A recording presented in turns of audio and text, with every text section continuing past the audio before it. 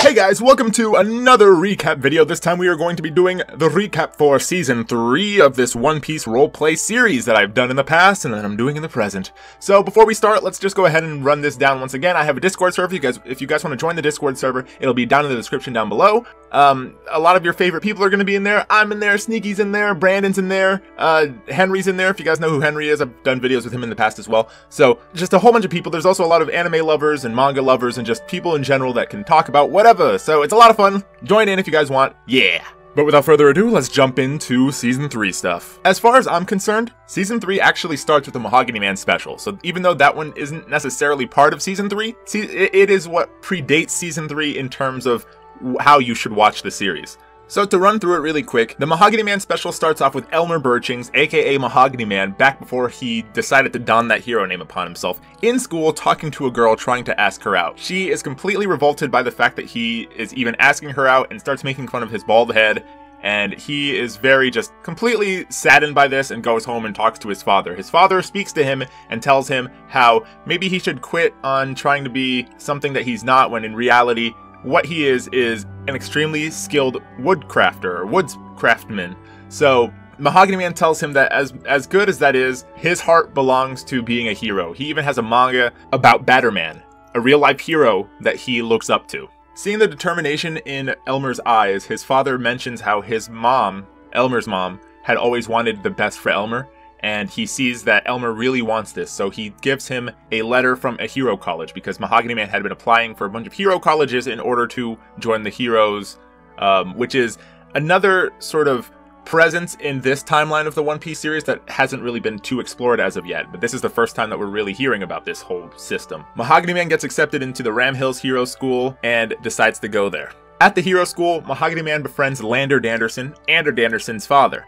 Elmer wants Lander to help him get friends so that all of them can hang out together, but Lander just wants to hang out with Elmer and his son Ander, hyping Ander up as the greatest Danderson of all time, maybe even greater than Lander himself. Elmer's not really feeling this whole conversation and decides to go home. The next day he gets his report card, and in his report card he sees that he's failing all of his classes. Saddened, he's still determined to get even better grades, so he goes into class and meets with Jack Joestar, a guest teacher who has come to talk about his experiences as a hero. Jack tells the story of how he got his fruit, the Yuki Yuki no Mi, the snow fruit, and then class ends. At the end of class, Mahogany Man goes up to him and asks to hear even more stories, and Jack decides to do just that. He tells him yet another story. After hearing a loud noise, they go to check it out and they find out that the bank has been robbed. Jack and Mahogany Man both go down there, and before they both enter, Jack decides that Mahogany Man isn't ready for this, so he gives him his dagger as a memento for trying to stay safe and goes in there by himself in order to just attack this man on his own. Inside of the cave, Jack Joestar talks to Max Mole. He was the thief behind the attack on the bank, and inside of this cave in Ram Hills, there is a ton of merchandise and money all over the place. Jack fights, but ends up losing the fight. Not wanting to wait any longer, Mahogany Man goes inside, fights against Max Mole, and even though he's losing, there's a devil fruit inside of there, which he then is allowed to eat by both Max Mole and Jack telling him that he should eat it. So he eats it and gets the Tebu Tebu no Mi, the table fruit. He then is able to defeat Max Mole through the use of this fruit. Having saved Jack as well as all of the materials and goods that were stolen, Mahogany Man feels great about himself, and he says goodbye to Jack, who hopes that they meet again in the future. Episode 1 of Season 3 starts off with Cecil and Talon getting to Nice City 1, the next island, and now they are officially in the North Blue. There, Talon notes that he's not feeling too well, so they decide to stop by a doctor, who tells them that the machine that can be used to test for whatever is wrong with Talon needs 3 hours to be recalibrated, meaning that they should just go around the island and come back in 3 hours. During this time, they notice that there is a group of people that is just staring at them. However, a strange man comes in and starts fighting all of these people off himself, thinking that they're actually going after him, not Cecil and Talon. When all the fighting is said and done, the man introduces himself as Leon Mathers, a traveling doctor who goes around treating people on all of the different islands that he lands on. He explains that he was once part of Yugos' crew, and that these people were actually after him, not Cecil and Talon. Not wanting to give out any more information other than that, he extends his services to Talon and says that he'll give him a checkup. As he gives Talon the checkup, Cecil decides to go around the island and explore things on his own, and while there, he notes that the same people that were attacking Leon are now attacking him. Leon hypothesizes that they probably thought that they were all in cahoots together, and now they're targeting both Cecil and Talon as well as Leon. He says that they should both take a seat as he'll explain his story to them. The episode ends with Mahogany Man and his crew appearing on the docks of the same island that Cecil and Talon are on. Episode 2 starts off with Leon explaining some of his background. Both his father, who was a famed and skilled swordsman as well as the main breadwinner in the household, and his little sister both fell ill. When he was younger, Ugonna had come to his island and Leon begged for him to help him save his family. Seeing potential in the boy, Leon was pitted against one of Ugonna's strongest people, one of his quartermasters named James. Leon was defeated, and when he woke up, he was on the crew. He immediately tries to look for Ugonna as he wakes up in order to get off of the ship and go back to his family, but a man named Mark explains to him that he is now part of the crew and can never leave.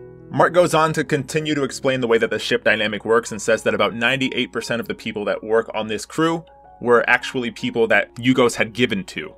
And as repayment, they are forced to sort of just work for this ship forever. There's a bunch of different factions, some people being assassins, some people being quartermasters, and some people being strikers. Strikers being a little less than quartermaster, with the quartermasters being the 4 strongest people on the crew. As long as Leon continues to do what needs to be done on the crew, his family will have been paid for, and all of the things that he was trying to seek out in Ugonna will have happened, meaning that the medication that is needed for his little sister will have been paid for. Leon wants to join the assassin faction, which is the same faction that Mark is part of, but he is put into the striker faction because of how strong he displayed his talents to be when he fought against James. Now he works directly underneath James, and is expected to work hard in order to be one of Ugonna's strongest men. In order to protect his family, he continues to do what he must do, and trains as well as goes on missions with James. However, on a certain mission, Leon refuses to kill someone, which spites Ugonna and makes it so no more money and medicine is sent to his house anymore. Not having any reason to stay in this crew anymore, Leon strikes James in the back and runs all the way home, in order to get to his family before his sister finally passes. In her dying moments, his sister tells him that she just hopes that he stays who he is. She knows that he's a kind person at heart. When his sister finally passes, he goes into the next room and finds that his parents were also killed by the assassins who were sent by Ugonna. In particular, it was Mark who did it. Leon, in a fit of rage, kills Mark and swears vengeance on Ugonna. However, the words of his sister come into his head, and all he does is begin to cry. In episode 3, Leon finds out that Talon is the sneaky gun and is utterly shocked by this. Talon then goes to get his normal appointment, the one that he has scheduled with the other doctor, and leaves on his own. While out there, he starts to feel the effects of whatever illness he has, but still fights off all of the assassins that are after him. Meanwhile, while Talon is gone, Cecil speaks to Leon about these trigger words that seem to be triggering some kind of emotion in him, like the Abaddon and Devil and stuff like that. Talon returns back to where Cecil and Leon are after he had found out that in actuality, these people were after Cecil and Talon from the beginning. Leon decides that he will help them in order to stop Ugonna once and for all. The 3 of them go out and they capture one of the assassins and put him into a cage. There, they try to interrogate him, but he isn't speaking. They decide that they need to start torturing him in order to get stuff out of them, but Cecil finds that this is yet another trigger word for him, and he can't stand to hear it or to be in the presence of torture and decides to leave. Just as they're about to begin, Talon sees this man warp into Avion. He's completely shocked by this, as Avion shouldn't be here right now. Leon, on the other hand, still sees that man as his normal self, and wonders what Talon is talking about. In episode 4, Talon once again sees another vision of Avion. This time it's not the man in the cage, but another figure outside of the cage. Talon continues to speak to him, and Leon, taken back by all of this, goes to get Cecil for help. The vision of Avion asks Talon why he bent the truth so much when speaking about his past to the old man in season 1 as well as to Cecil. Talon tries to deny that he ever did, but Avion says that he knows that Talon knows that he always loved him. Talon was his pride and joy, and yet he tried to steal everything from him. Talon begins to cry. Cecil comes in and tries to calm down Talon, but Talon calls him a hypocrite and tries to attack Cecil, saying that he wouldn't tell him anything about his past whatsoever, and begins to make fun of the things that Cecil did say, like saying that he had another him inside of his head. The two begin to actually fight, but Leon knocks out Talon, who notes that Talon is having some kind of strange episode that's coming from whatever condition he has. Back down with the assassin that they had captured, they find out that in actuality, when Blomar captured Talon and tried to steal his devil fruit, there was plenty of data that was sent over to Ugonna in order to sort of tamper with Talon from the inside. So all of the stuff that was going on in season 2 with Talon having the nightmares and having someone talk to him was actually Ugonna talking to him and messing with him. And what he ended up doing was finding a certain frequency that he was able to use and connected Talon's shadow dimension and Ugonna's devil fruit in order to kill Talon from the inside. If you actually go to season 2 and go to any of those dream sequences where Ugonna talks to him and play the messages backwards, you can actually hear what Ugonna is speaking to Talon. The episode ends with Mahogany Man showing up and offering his services. Episode 5 starts off with Mahogany Man introducing his whole crew. Ander Danderson, the 4th, aka Marshall, Latula, Quincy, and himself make up the Hero Pirates. The plan that they come up with is to have Cecil, Leon, and Mahogany Man enter into the Shadow Dimension in order to find Ugonna and stop him once and for all, because the devil fruits of Talon and Ugonna are now connected, so they should be able to enter his darkness dimension. Meanwhile, the other three, Latula the Fourth and Quincy, will stay behind and protect Talon as well as care to him. Quincy mentions that he's actually the Phantom Bow, the partner of the Sneaky Gun. Cecil says that Talon is the Sneaky Gun, and Quincy quickly gets nervous and leaves. Probably because he's lying. Talon wakes up and the three enter into his shadow dimension. And in there, Mahogany Man gives Leon and Cecil 2 tables made out of a tele tree, which allows them to talk from a distance away, sort of like walkie-talkies. Episode 6 starts off with the 3 of them splitting off. Cecil decides that he wants his table to be turned off right away in order to speak to other Cecil, who's taunting him and saying that he's going to need him, sort of like how he did in the previous season. And Mahogany Man does so and turns off his table for a bit. Ultimately, the goal is to find whatever device Ugonna planted inside of Talon's shadow dimension. It is the reason why Talon is feeling the way that he's feeling, because it's interrupting with his frequency of his devil fruit, thus killing him slowly. At the same time, they want to get to the darkness dimension and put an end to Ugonna, so it's sort of a two-way plan. In the darkness dimension, 2 of Ugonna's men start speaking to each other. These 2 are actually 2 of his quartermasters, his 4 strongest people. They talk about how all of Ugonna's strikers, the people right underneath the quartermasters in terms of power and what Leon was, have all been sent on a mission together in order to take down a guy named Matthew Elvings, the same Matthew Elvings from Season 1. They also note that one of the other quartermasters is on their way to Talon directly in the real world, and the other should be in the darkness dimension shortly. One of the 2 has the Glare fruit, which allows him to see where the whereabouts of Cecil, Mahogany Man, and Leon are. From there, they both head out to attack our heroes. Back over in Nice City 1, Quincy is out and about trying to avoid seeing Talon after his lie, and stumbles upon Brad, one of the 4 quartermasters who's looking for the 3, Cecil, Talon, and Leon. He shows Quincy their bounties, but Quincy lies and said that he doesn't know who these people are. He then runs away and Brad chases after him. In the Shadow Dimension, Mahogany Man is the first to meet his foe, Sean, aka Three-Eyed Jack, the man with the Glare fruit. The 2 begin to fight, and Mahogany Man starts to reveal his new tables. The thing about Mahogany Man's fruit is that whichever tree that he touches, he'll be able to use the properties of them. So because he's finally left Ram Hills, he's now been able to go to a bunch of different islands and touch different types of trees, which all have different sort of properties. So now he has a trampoline tree, a fire tree, and stuff like that he can turn into tables. Episode 7 starts off with Brad still chasing after Quincy. At the same time, Leon is still going through the shadow dimensions and falls into a hole, which ends up with his telecommunication device being broken. In the hole, Leon finds one of Talon's old hideouts, and he reads one of the books which mentions that Talon has pretty much been haunted by the ghost of Avion for a long time.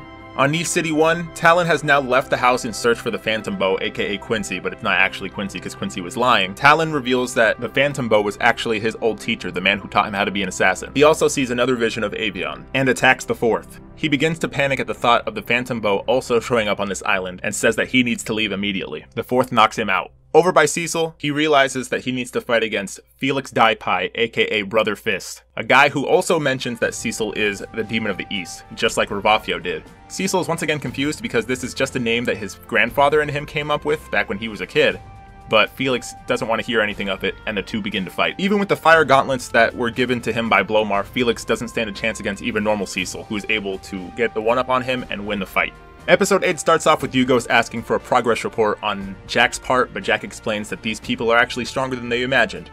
Ugonna is not pleased by this, and tells James to go out and do what needs to be done. Meanwhile, Quincy runs back to where everyone else was, and his entire crew fights against Brad together, ultimately winning the fight. Episode 9 starts off with Leon and Cecil in the Darkness Dimension now. They've crossed the border between the Shadow Dimension and the Darkness Dimension, which have been connected once again because of Ugonna's whole frequency interference and everything like that. They run into James, the quartermaster, and Leon decides to fight him on his own while Cecil goes up to Ugonna. Back in Mahogany Man's camp, he's still fighting against Jack and running away, which is his main style of fighting because Mahogany Man's bones are too brittle to actually take any damage, meaning that one hit would actually one-punch him. But then he turns around and defeats Jack, completely winded and out of breath from all of the fighting and the fact that he had to push his abilities to the limit. He starts to hear some kind of noise and decides to go in that direction. Around this time, his crew has also finally put in the final hits on Brad. Cecil goes over to Ugonna and talks to him. Ugonna explains that Blomar was his treasure, whose mind was unparalleled by anyone since maybe even Vegapunk. And now with him gone, Ugonna's idol, Marblo, who was Blomar's father, is completely gone with him. Ugonna explains that Marblo was such a brilliant scientist that many considered him to be the reincarnation of Vegapunk himself, and Blomar was the only other mind on the planet who he considered to be even close to Marblows. And now, with Blowmart gone, none of their inventions can be utilized by anyone anymore, because their minds were just working in such a way that was incomprehensible to anyone else that Ugos has ever met. Ugos claims that he now hates Cecil, Talon, and Matthew Elvings more than anyone else. Cecil is taken back by the fact that he also hates Matthew Elvings, the same guy that joined his crew for a brief amount of time in Season 1, only to betray him. But Ugos doesn't elaborate too much, and they begin their fight. Ugos completely overwhelms Cecil with his Devil Fruit, causing other Cecil to once again taunt him and tell him that he needs him once more to take down someone else. At the end, just as Cecil is about to lose, he thinks back to Talon and realizes that he needs to put aside his fears and do what needs to be done. He gives other Cecil control once again. Other Cecil is now 99% in control of regular Cecil. Regular Cecil still is afraid to give him 100% control, but 99 doesn't seem to be enough, and just as push comes to shove, Cecil decides to do it. He gives him 100%, fully awakening his other self. Episode 10 starts off with other Cecil explaining that he just tricked the other Cecil into letting him out 100%. In actuality, that 99% was still him holding back his power. Now with himself 100% out, he's completely demolishing Ugos. At the same time, Leon is struggling against James.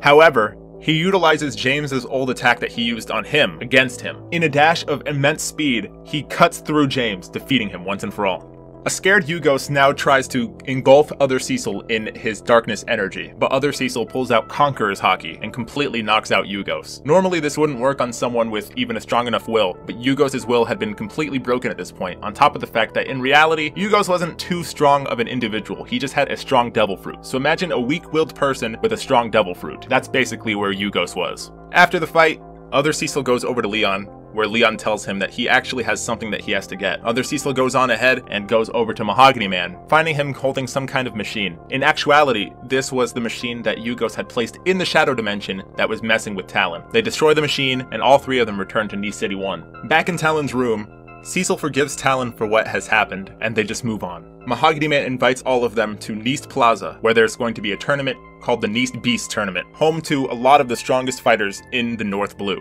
Cecil and Talon decide that they should join, and then they ask Leon to join their crew. Leon at first refuses, but after some sweet talking, he decides to join, saying that he actually wanted to this whole time. They decide that they're going to throw a party, but Cecil notices that Quincy left his crossbow and goes over to return it to him. At the same time, Talon starts talking to Leon. They discuss what Leon discovered in the Shadow Dimension, and now that things have been more set in place, he talks to Talon about Avion, and what Cecil and this crew means to him. It's a long and thorough therapy session where Talon speaks to Leon about how killing Avion affected his mental psyche so heavily, and how Cecil was a person that reminded him of the young and innocent him from the past. Leon puts things into perspective, telling him that he actually saw similar visions back when he was having his issues with Ugos. He tries to get Talon to rely more in not just Cecil, but the entire crew, including Leon, and says that they'll do these things together. Once again, this is an entirely long therapy session, but by the end, Talon is able to break through and realizes that he needs to do this, and that he will try his best to get past his life revolving around Avion and moving on to try to better himself, as well as to focus on his crew. After Cecil gives Quincy back his crossbow, he begins to walk back towards Talon and Leon, but there, he starts to feel a weird sensation. Other Cecil is taking over, something that hasn't happened before. He's never been able to take over their body completely. Other Cecil starts to put the pieces together and realizes that they might be on a cycle now. There are still mental chains on him, something that he's noted before that is part of their whole psyche. There's always been these mental chains that have stopped him from doing certain things or saying certain things to Cecil. And right now, they're still active and he can still feel them, but for whatever reason, they are now able to both have control of this body in certain cycling periods. So now it is other Cecil's turn to take over for a bit.